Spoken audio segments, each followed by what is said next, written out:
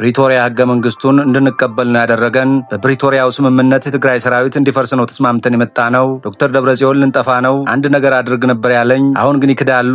የፕሪቶሪያን ስምምነት አንብበውት አያውቁም። ከመንግስት ጋር አብሬ እየሰራው ጄኖሳይድ የሚለውን ቃል መጠቀም አልፈልግም። ተፈናቃይ እንጀራ ምንጭ ሆኗል። እርዳታ ቢላክ እንኳን ከተረጁ ላይ የሚላከውን ስንዴ ህወሓት ይወስዳል። በግጭቱ ወቅት የህወሓት አመራር ወዴት እንደሚሄድ እንኳን ግልጽ አቅጣጫ አልነበረውም። ከጠላት ርቀን ለደፈጣ ውጊያ የመረጥነው ቦታ አስፋልት የነበረበትን ነበር። አመራሮችን መኪናቸውን እዚያው ነበር ያስቀመጡት። ያንን ስመለከት ነው ተስፋ የቆረጥኩት። ያኔ ነው ኃላፊነት መውሰድ እንዳለብኝ ያመንኩት። ወደ ምዕራብ አቅጣጫ ተጓዝን። ትግራይ ውሃ የሌለበት ብዙ አካባቢ አለ። እኛ እየሄድንበት የነበረው አካባቢ ግን ውሃው ራሱ እንቅፋት ሆነብን። በእግር ነው የምንጓዘው። ስንወጣ መኪና ይዘን ነበር። አልጋ ይዞ የሚወጣ ነበር። እኔና ጌታቸው ለዋናው መምሪያ ሚዲያ ያስፈልገናል ብለን መጽሐፍ ይዘናል። መኪኖቻችን በድሮን ተቃጥለዋል። ችግር ላይ ነን። ጉዞው በእግር ነው ይመስለኛል። በምዕራብ አቅጣጫ አዴታ አካባቢ ለመጽሐፍ ስሞክር ባትሪ አለቀ። አንድም የመገናኛ ሬዲዮኖቻችን አይሰሩም። ዙሪያው ድንጋይ ነው። ያኔ ነው የድንጋይ ዘመን ለካ በዚህ ደረጃ ቅርብ ነው ብዬ ጻፍኩት። አመራሩ ክሉ አልባ ነበር። ለምሳሌ በእድሜ ገፋ ያሉትና አቶ ስብሃትና አቶ ዘራይን ያስቀመጥንበት ሁኔታ አንዱ ሰው ይጠይቅና ከዚህ አካባቢ ቢቆዩ ይሻላል፣ እገሌ የሚባል ሚኒሻ አለ ይባላል። ያ ሰው በሕይወት ይኑር አይኑር አይታወቅም። ምክንያቱም ቦታውን አይተውት አያውቁም። ድሮ በ74 ሲታገሉ ያውቁት የነበረን ሚኒሻ ስም እየጠሩ ስብሃት ከከሌ ቤት ይቀመጥ፣ እገሌ ከከሌ ቤት ይቀመጥ የሚሉ የቂል ውሳኔዎችን ነበር ሲወስኑ የነበሩት። እኔ መግለጫ ስሰጥ ነበር። አብይን ወደ ድንጋይ ዘመን እንመልሰዋለን እያልኩኝ ስፎክር ነበር መጀመሪያ ላይ። ነገር ግን እኔ ያኔ ነበር የድንጋይ ዘመን ቅርብ መሆኑን ያየሁት። አመራሩ በሌሎች የተፈጠረን ድል የራሱ ድል አድርጎ ይቆጥራል። የሀሳብ ድርቀት ነበር። አብይ እንዳይመረጥ በጣም ጥረት አድርገን ነበር። ነገር ግን ከተመረጠ በኋላ አብረን ለመስራት መወሰን ነበረብን። ትግራይን ለመምራት አዲስ አበባን መያዝ አለብን የሚል አስተሳሰብ በቲፒኤልኤፍ ውስጥ ተፈጥሯል። ትግራይ ተረስቷል። እኔ ከፌዴራል መንግስቱ ወደ ትግራይ ስላክ የህወሓት አባላት ዕጣ ፈንታ በእኔ ላይ ነበር። ሁሉም ደህና ገንዘብ ወዳለበት መድበኝ ይላል።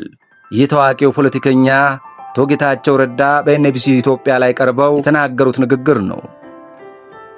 አቶ ጌታቸው ረዳ በአወዛጋቢነታቸው ገፍተውበታል። አልጀዚራ ላይ ቀርበው በርካታ ጉዳዮች ላይ አነጋጋሪ ሀሳቦችን የሰነዘሩት ጉንቱ ፖለቲከኛ ዳግም በኤንቢሲ ኢትዮጵያ ላይ ቀርበው በርካታ ጉዳዮችን በነካኩበት ቆይታ የህወሓትን ንጸጾች እየነቀሱ ህወሓት በድሮ ታሪክ ተቸንክሮ በቀረ አመራር መዳፍ ላይ መውደቁ እንዴት የህዝቡን ስቃይ እንዳበዛ አስረድተዋል። በንግግራቸውም የቲፒኤልኤፍን ሰሞኑኛ አቋም ከአንድ ታዋቂ ልቦለድ ስራ ገጸ ባህሪያት ጋር በማመሳሰል የቲፒኤልኤፍን አመራር ወደፊትን መተንበይ የማይችል ወደኋላ የሚጠነቁል ሲሉ ተችተዋል። ጦርነቱን ማስቆም ይቻል ወይም አይቻል እንደነበር የተጠየቁት አቶ ጌታቸው አብይ አስቀድሞ ነግሮናል። ጦርነት ከተከሰከሰ ኤርትራ መንግስት አድቫንቴጅ ይወስድብናል፣ ያን እነሱን ማስቆም አልችልም እንዳሏቸውም ተናግረዋል። በተጨማሪም ጄኖሳይዱን በተመለከተም ሀሳብ የሰጡት አቶ ጌታቸው እኔ ከመንግስት ጋር አብሬ እየሰራው ጄኖሳይድ የሚልን ቃል አልጠቀምም፣ ነገር ግን በትግራይ ላይ መጠነ ሰፊ ጥፋት ያደረሰውን ሻዕቢያን ከደሙ ንጹህ እንዲሆን አልፈቅድም ብለዋል። አቶ ጌታቸው ፊት አውራሪ ሆነው በታዩበት በዚሁ የኤንቢሲ ቆይታ ለግጭቱ መቀስቀስ የህወሓትን አመራር ተጠያቂ በማድረግ ሎሎን ከፊል አካባቢ እንደተቆጣጠርን ምዕራብ ትግራይ ነጻ እናውጣና የቀረውን ጉልበታችንን ኤርትራን መንግስት ለመጣል እንጠቀምበት የሚል ሐሳብ ወታደሮች መሰንዘራቸውን ነገር ግን የሚሰማ እንዳልነበረም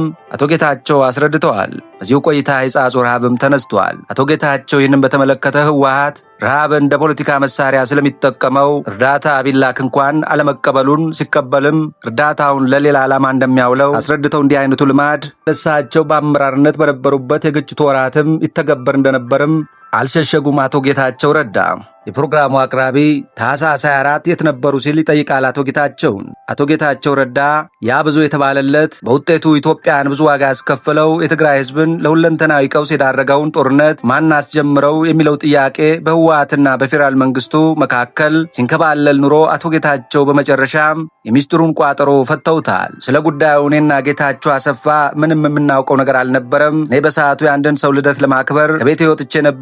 አለም ደወለና ትንሽ እንቅስቃሴ ስላለ ወደ ቤት ግባለኝ የሚሉት አቶ ጌታቸው ረዳ ጦርነቱን ባስጀመረው የህወሓት ምክር ላይም እንዳልነበሩ ተናዘዋል። በሚያስገርም ሁኔታ የትግራይ ኃይሎች ከፊል ወሎን በተቆጣጠሩበት ወቅት ከመንግስት ተቋሚ የኦሮሞ ፖለቲከኞች ጋር ምክክር ይዘው አዲስ አበባን ከተቆጣጠርን በኋላ ፕሬዝዳንቱ ኦሮሞ መሆን አለበት የሚል ሐሳብ ተነስቶ ከነጸጋዬ አራርሳ ጋር እንደተነጋገሩም አቶ ጌታቸው በዚሁ ቃለ መጠይቅ ተናግረዋል። በወቅቱ እነ ጀዋር መሐመድና የህወሓት አመራርም ግንኙነት ያደርጉ እንደነበርም የተናገሩት በዚሁ ቃለ መጠይቅ ነው። አቶ ጌታቸው አወዛጋቢም አነጋጋሪም ሆኖ ቀጥለዋል።